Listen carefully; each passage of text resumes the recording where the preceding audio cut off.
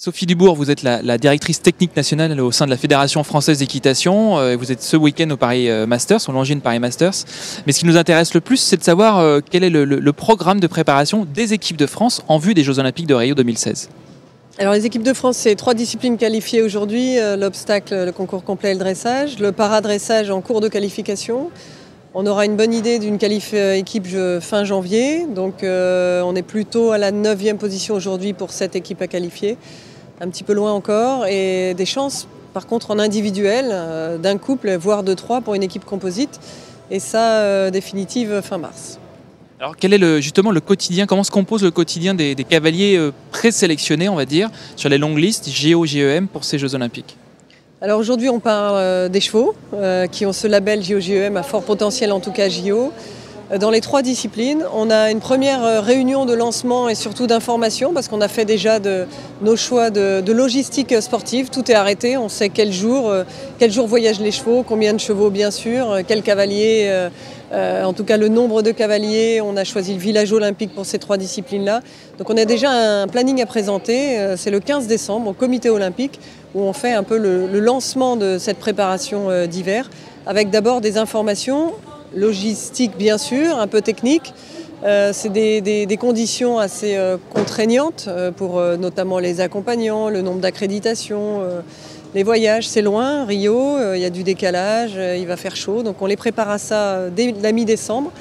Et à l'issue de ça, bien sûr, les stages d'hiver, en tout cas en dressage et en concours complet, puisqu'on a des saisons qui sont très interrompues l'hiver, contrairement au saut d'obstacle, puisqu'on a des cavaliers qui sautent 50 week-ends sur 52. Et puis bien sûr des programmes de compétition qui s'est d'ores et déjà arrêté, en complet en dressage.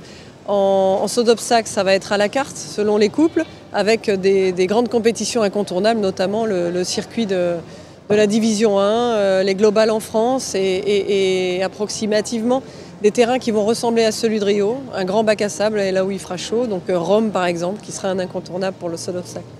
Alors est-ce que la France justement a des chances de briller à ces Jeux Olympiques?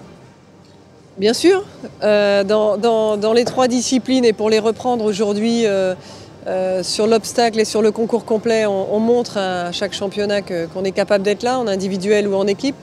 Le résultat équipe est bien sûr le premier objectif, donc en saut d'obstacle et en concours complet, on espère bien y briller. En dressage, on a la mission via le comité olympique d'aider à rentrer la France dans le top 5. On était 6e aux Europes avec peut-être 1 ou 2 nations de plus, bien sûr compétitives face à la France, donc c'est pas infaisable. On y va avec de bonnes prétentions. Et puis en para, peut-être un couple, et notre meilleur couple aujourd'hui avec José Le Tartre. Bien sûr qu'en tout cas on y va pour briller, pour faire des résultats et pas seulement pour participer.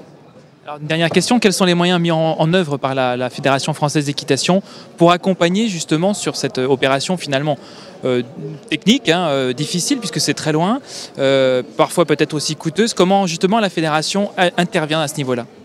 Aujourd'hui, elle intervient par les moyens humains et financiers directement. Par exemple, financiers, les chevaux de réserve ne sont pas pris en charge par le comité olympique. Il faut savoir que les Jeux olympiques, normalement, chaque comité olympique national bien sûr, a le budget d'accompagner ses équipes au JO.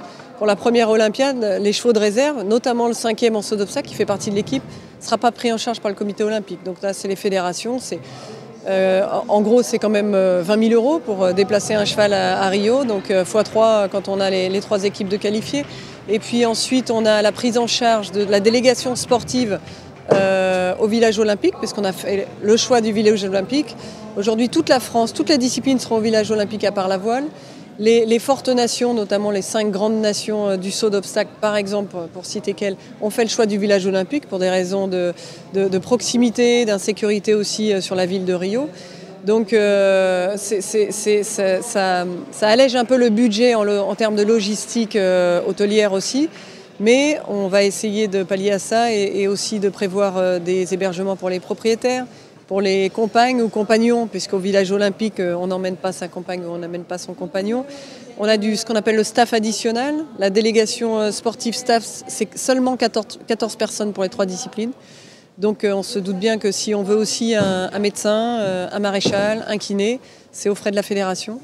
Et puis tout ce qui est mis en place, les stages d'hiver, je pense au Pôle France à Saumur, je pense à tous les stages de dressage qui ont lieu beaucoup au Pôle international du Mans et au saut d'obstacles avec l'encadrement technique. C'est bien sûr des efforts financiers et humains de la fédération. Sophie Debourg, merci et bon courage pour cette préparation. Merci.